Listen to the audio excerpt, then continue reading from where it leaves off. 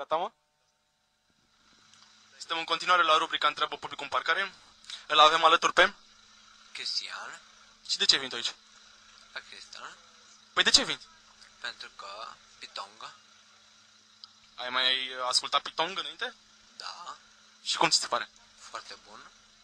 Păi ai mai fost la evenimente de genul ăsta în Crystal? Da. Și...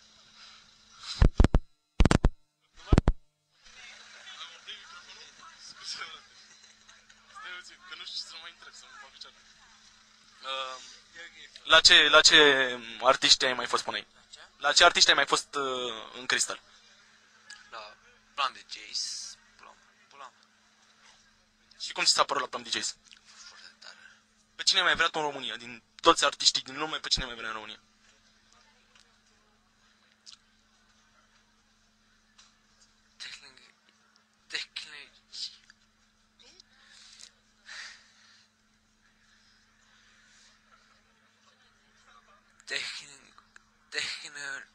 Technical? Da. Aici. Technical aici. Ok. Deci dacă vin Technical aici, ai fi cel mai fericit. Da. Tiesto nu? Nu. A fost deja, nu? Nu. Ok. Bine. Te salutăm, distracție plăcută. Distracție plăcută înăuntru și îți mai luăm un interviu cu ocazia următoare, ok? Ok. Ok, te salut, la revedere!